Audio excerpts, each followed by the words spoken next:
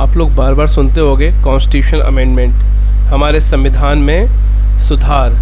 देखिए, समय के साथ किसी भी चीज़ में सुधार होने चाहिए, और जब वो चीज़ बनाई जाती है तब उस समय की परिस्थितियाँ होती हैं और इसके बाद परिस्थितियाँ बदलती हैं, तब हमें अपने ऊपर होने वाले चलने वाले रूल्स रेगुलेशन इन सब को भी हमें चेंज करना चाहिए।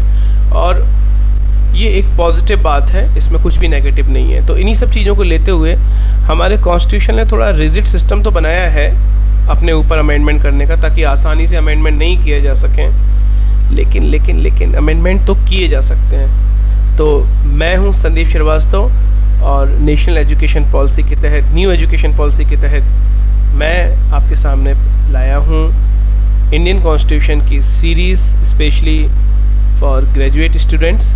तो please support me, share my channel and subscribe it. Okay, तो हम लोग पढ़ते हैं कॉन्स्टिट्यूशनल अमेंडमेंट। क्या होते हैं कॉन्स्टिट्यूशनल अमेंडमेंट? तो भारत के संविधान में अगर आपको कुछ चेंज करना है, कुछ सुधार करना है, तो उसी की प्रक्रिया ही कॉन्स्टिट्यूशनल अमेंडमेंट कहलाती है। इसको हिंदी में कहते हैं संवैधानिक सुधार। तो जैसा कि आप लोग जानते हैं कि भारत का संविधान दुनिया के सबसे बड़े लिखित संविधानों में से एक है। तो इसी लिखित संविधान में अगर कुछ सुधार करना है तो उसको हम लोग कॉन्स्टिट्यूशनल अमेंडमेंट कहते हैं। तो भारत में कॉन्स्टिट्यूशनल अमेंडमेंट कैसे होते हैं, इसके बारे में भी हम लोग पढ़ेंगे डिटेल में। हालांकि ये बहुत ज़्यादा इतना आसान नहीं है, ये बहुत एक क्रिटिकल काम है, क्योंकि इसमें आपको लोकसभा में भी मेजॉरिटी चाहिए, स्पेशल मेजॉरिटी, राज्यसभा में भी मेजॉरिटी चाहिए, और उसके बाद फिर माननीय प्रेसिडेंट के इसमें साइन होते हैं। तो एक रिजिड काम है ये, लेकिन कॉन्स्टिट्यूशनल अमेंडमेंट तो भारत में होते ही हैं। तो हमारे संविधान में क्या इसके बारे में लिखा है? यस, पार्ट 20 आर्टिकल 368, इसमें बताया गया है कि हमारे संविधान में कैसे सुधार किया जा सकता है।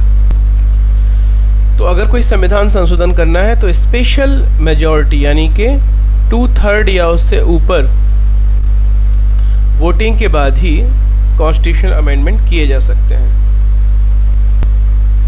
इवन आप ज्वाइंट सिटिंग्स भी नहीं बुला सकते हो अगर आपको कॉन्स्टिट्यूशनल अमेंडमेंट करना है, क्योंकि इसका मतलब आपको दोनों ही सदनों में आपको पास करना होगा बिल को। और इसके अलावा चूँकि हम लोग फेडरल सिस्टम है, तो हमें कोई भी अमेंडमेंट करने से पहले स्टेट्स की भी परमिशन लेनी पड़ेगी, यानी कि हाफ ऑफ द स्टेट्स की अनुमति लेना ज़रूरी है किसी भी कॉन्स्टिट्यूशनल अमेंडमेंट के लिए। जैसे 28 स्टेट्स हैं, तो आपको 28 का हाफ कितना होगा? 14। एटलीस्ट 15 स्टेट्स की आपको परमिशन लेनी ज़रूरी रहेगी। अच्छा, तो फिर सब तरह के अमेंडमेंट्स क्या एक ही तरह के होते हैं? नहीं, अमेंडमेंट्स के भी कुछ टाइप्स होते हैं, उनको हम लोग और समझते हैं अच्छी तरीके से। तो जो कॉन्स्टिट्यूशनल अमेंडमेंट होते हैं, इनको आप लोग 3 भागों में बांट सकते हो, या ये 3 तरह के होते हैं। तो पहला है amendment by simple majority of the parliament. कुछ बिल ऐसे होते हैं जिनको आर्टिकल 368 कहता है कि आप सिंपल मेजॉरिटी से आप उनको अमेंड कर सकते हो, उनको चेंज कर सकते हो।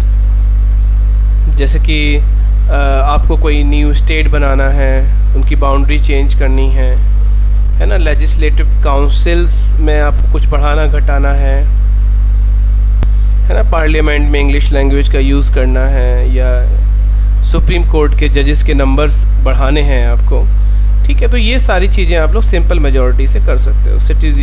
सिटीज़न है, यूनियन टेरिटरी से रिलेटेड आपको कुछ अमेंडमेंट करना है, या आपको 6th शेड्यूल में किसी नई ट्राइबल टेरिटरीज़ को कवर करना है, तो ये सारी चीज़ें आप सिंपल उससे कर सकते हो। सेकंड, कुछ अमेंडमेंट ऐसे होते हैं जिनके लिए स्पेशल मेजॉरिटी की ज़रूरत होती है पार्लियामेंट में, यानी कि 2/3 मेजॉरिटी की ज़रूरत होती है। तो जो इस तरह के बिल हैं आर्टिकल 368 में, जो इस तरह के अमेंडमेंट्स हैं, उसके लिए दोनों सदनों में 2/3 मेजॉरिटी की ज़रूरत पड़ेगी। और जो तीसरे तरह के अमेंडमेंट्स होते हैं, इसमें स्पेशल मेजॉरिटी की ज़रूरत तो है ही, और साथ में at least half of the state legislature ratifications भी आपको चाहिए, यानी कि कम से कम आधे या उससे अधिक स्टेट्स की स्वीकृति भी चाहिए है, तब जाके वो कॉन्स्टिट्यूशनल अमेंडमेंट होंगे। जैसे अगर आपको प्रेसिडेंट के इलेक्शन के कुछ मेथड में कुछ चेंज करना है, या यूनियन और स्टेट्स के एग्जीक्यूटिव पावर्स को कम या ज़्यादा करना है, ठीक है, या आपको कुछ भी 7th शेड्यूल लिस्ट में कुछ चेंज करना है, या स्टेट रिप्रेजेंटेशन इन पार्लियामेंट, तो जो इस तरह के आप आर्टिकल 368 देखेंगे तो ये चीज़ बहुत क्लियरली बताई गई है, तो आप इसको आराम से इसको पढ़ सकते हो। चलिए जैसा कि मेरी आदत है, मैं आपको वेबसाइट पे भी लेके जाता हूँ, तो आप लोग देख लीजिए list of amendment of constitution of India. तो there have been 105 amendments in constitution of India, यानी कि अभी तक अक्टूबर 2021 तक का डेटा इसमें दिया हुआ है, और तब तक 105 अमेंडमेंट भारतीय कॉन्स्टिट्यूशन में हो चुके हैं। और देखिए ये लिखा हुआ है ना, ये पहला जो अमेंडमेंट है ये सिंपल मेजॉरिटी से हो सकता है, दूसरा स्पेशल मेजॉरिटी चाहिए हो, तीसरा स्पेशल मेजॉरिटी भी चाहिए हो, साथ में जो स्टेट लेजिस्लेचर है उसका एटलीस्ट हाफ चाहिए है उनकी परमिशन। ये देखिए स्टूडेंट्स, ये पहला कॉन्स्टिट्यूशनल अमेंडमेंट भारत में हुआ था 18 जून 1951 में, और ये धीरे धीरे कॉन्स्टिट्यूशन में अमेंडमेंट होते गए।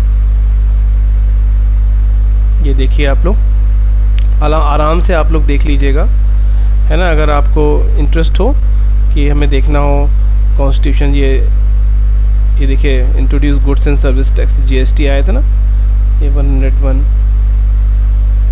तो ये देखिए 25 जनवरी 2020 को अमेंड, ये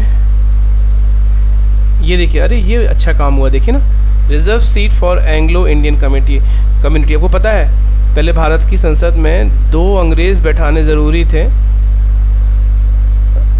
इसको एंग्लो इंडियंस कहा करते थे। तो अभी ये 1/4 अमेंडमेंट हुआ 25 जनवरी 2020 को, और इसके तहत अब ये 2 एंग्लो इंडियन कम्युनिटी के लोग अब भारत में भारतीय संसद में नहीं बैठते हैं, है ना। अच्छा हुआ है, हम सॉवरीन देश हैं तो हम क्यों बैठाएं किसी दूसरे प्रतिनिधि को। और ये लास्ट हुआ है अभी, to restore state power to make their own, मतलब जो स्टेट्स हैं वो अपनी खुद की OBC लिस्ट बना सकते हैं।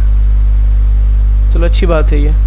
तो यही सब है। तो आज के लेक्चर में इतना ही, और नेक्स्ट टॉपिक लेके फिर से नेक्स्ट लेक्चर में आएंगे। आपको अगर ये लेक्चर अच्छा लगा तो प्लीज़ आप इसको सब्सक्राइब ज़रूर कर लीजिएगा और शेयर ज़रूर कीजिएगा। Okay, thank you.